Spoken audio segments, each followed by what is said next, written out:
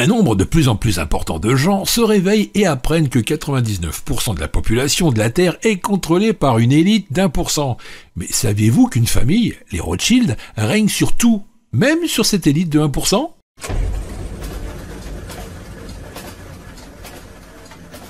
Dans la discrétion, la dynastie Rothschild est incontestablement la lignée la plus puissante de la Terre et leur richesse estimée est d'environ 500 000 milliards d'euros. Oui, 500 000 milliards d'euros. Selon les experts, les Rothschild détiendraient en fait 500 trillions, soit 500 millions de milliards d'euros.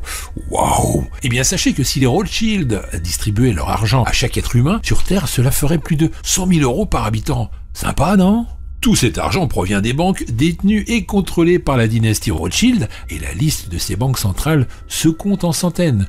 Je vous en cite les plus connues. Allez, c'est parti. Il y a la Banque d'Algérie, la Banque centrale d'Argentine, la Banque nationale de Belgique, la Banque centrale du Brésil, la Banque du Canada, la Banque populaire de Chine, la Banque nationale du Danemark, la Banque de France, la Banque d'Israël, la Banque du Japon, la Banque du Maroc et la Réserve fédérale des États-Unis. Et oui, la liste est très longue, n'est-ce pas? En l'an 2000, la dynastie Rothschild contrôle toutes les banques sauf 7 banques centrales de ces pays. L'Afghanistan, l'Irak, le Soudan, la Libye, Cuba, la Corée du Nord et l'Iran. C'est pas une coïncidence si ces 7 pays ont connu des perturbations et des guerres dans leur pays. Par exemple, en 2001, les États-Unis envahissent l'Afghanistan. En 2003, les États-Unis envahissent l'Irak. En envahissant ces deux pays, les Rothschild ont réussi à poser leurs mains sur la plus grosse banque du Moyen-Orient, qui est la Banque d'Irak. En 2006, seulement 5 pays avaient des banques centrales, qui n'étaient pas du tout contrôlées par les Rothschild. Ces pays sont le Soudan, la Libye, Cuba, la Corée du Nord et puis l'Iran.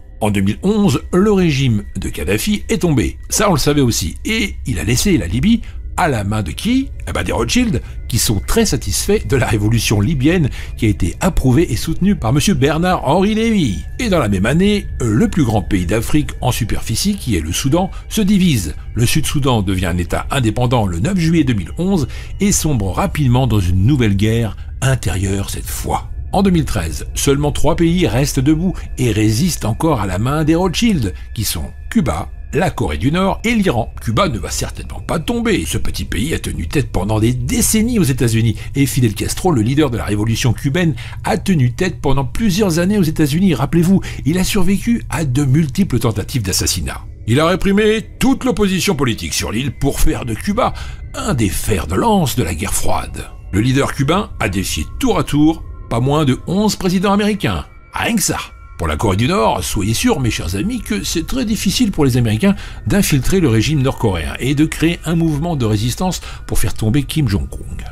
Et ni la Chine ni la Russie souhaitent voir s'effondrer le régime nord-coréen qui fait bien leur affaire et garde un équilibre entre les deux camps. Tu m'étonnes.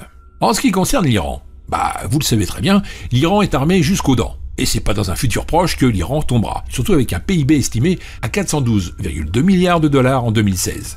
L'Iran est la deuxième économie de la région du Moyen-Orient et de l'Afrique du Nord, après l'Arabie Saoudite. Sa population estimée à 78,8 millions d'habitants en 2015 place également le pays au deuxième rang des pays les plus peuplés du Moyen-Orient, derrière l'Égypte.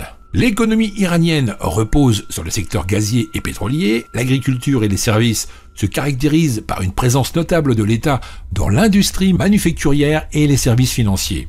L'Iran occupe, lui, le deuxième rang mondial des pays producteurs de gaz naturel et le quatrième rang pour ses réserves de pétrole prouvées. Donc c'est simple, n'attendez pas un renversement du régime iranien au futur.